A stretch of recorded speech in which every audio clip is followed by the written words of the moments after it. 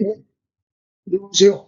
오늘은 17번째 시간 양도소득세 예정신고 이어서 갑니다. 오늘 잘 보내시고 이제 내일 주말을 기다려보면 희망이 가지요. 자, 그래서 오늘 13일 금요일 날 13일 금요일 자, 활기찬 하루 보내시고요. 지금까지 공부한 내용이 이제 양도소득세 마무리 단계로 들어가는데 예정신고 또는 확정신고 이 부분은 필수적으로 정리를 하고 계셔야 된다. 자, 그러면 문제 해설 들어갑니다. 자, 33번 문제죠. 33번. 다음은 현행소득세법상 양도소득세에 대한 예정신고를 설명한 것이다. 틀린 거. 1번. 예정신고 자진납부는 양도일에 속하는 달 말일로부터 2개월이에요. 2개월 이내. 물론 부담부 증여, 이건 증여세랑 같이 신고해야 되기 때문에 이거는 3개월이에요. 그래서 증여로 즉 부담부 증여지만 채무 부분은 양도로 보잖아요. 그 부분에 대해서는 양도일에 속하는 달 말일로부터 증여세랑 똑같이 3개월 이내 신고하라. 이것이 예정신고 맞습니다. 이때 2개월 이내 그럼 주소지 관할 세무서장한테 신고를 하라 맞고요. 2번 당해년도 누진세율 적용 대상 자산을 2번 이상 양도하는 경우는 이미 예정신고를 했어도 2번째 거 이후에 예정신고할 때는 이미 신고한 금액과 과세표준을 합산을 해서 예정신고하여야 한다. 맞습니다. 만약에 합산하여 예정신고를 하지 않았다면 내년도 확정신고 기한 내 합산해서 신고해야 된다. 다음 3번. 예정신고는 양도차익이 없거나 양도차손이 발생했기 때문에 납부할 세액이 없어요. 그럴지라도 정확하게 신고했는지 확인해야 되니까 예정신고는 하여야 한다. 맞습니다. 4번.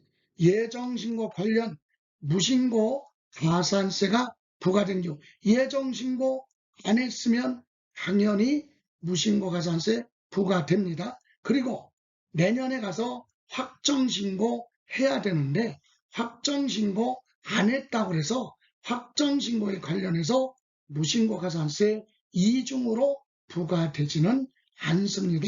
맞죠?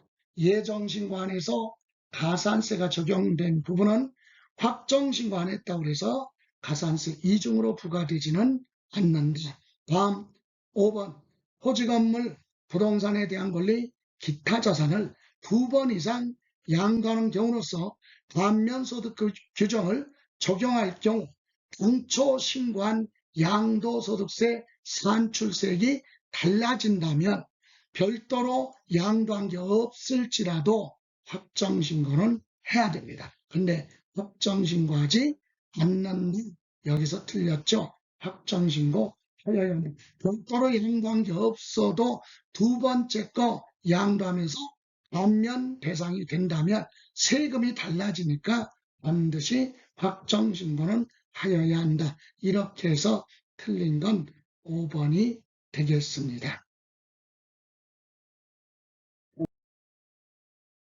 이번에는 34번 소득세법상 양도시기와 예정신고 기한으로 옳은 것. 양도는 대금을 청산하는 것. 예정신고는 양도일에 속하는 달 말일로부터 2개월.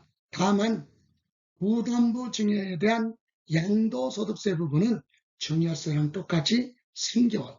그리고 토지거래 허가구역은 허가 안 받고 거래한 건 무효지만 늦게라도 허가받으면 신고 양도일은 대금을 청산한 날 그대로 인정이 되고 다만 예정신고만 신고 허가를 늦게 받았으니까 허가일에 속하는 달 말일로부터 2개월 이내 예정신고를 해라. 이렇게 되어 있죠. 다시 한번 정리하면 이겁니다. 토지거래 허가구역에서는 양도식이 언제냐? 토지거래 허가구역은 원칙이 허가를 받고 대금 청산했다면 대금을 받은 날, 청산한 날. 그런데 허가를 받지 않고 받기 전에 대금 청산한 건 허가를 안 받고 거래한 거니까 거래가 아니다. 세 번째, 대금을 청산하고 나서 허가를 받았다면 대금 청산한 날 양도시기로 인정되죠. 그러면 두 번째, 예정신고는 언제 해야 되느냐? 그래서 예정신고는 허가를 받고 나서 대금 청산했으면 정상이니까 양도일에 속하는 날일로부터 2개월 이내 예정신고하면 되고, 허가를 받기 전에 대금 청산했다면 즉 허가를 늦게 받았어요. 그럴 때는 허가일에 속하는 날일로부터 2개월 이내 예정신고하라 이거죠. 그래서 답은 2번으로 갑니다.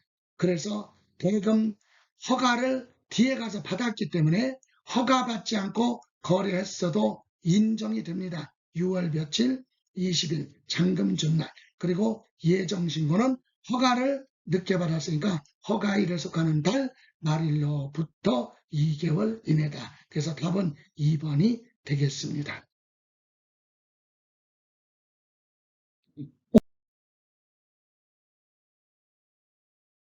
오늘 고생하셨고요. 내일 주말 아침에 뵙겠습니다. 지금까지 김성래였습니다.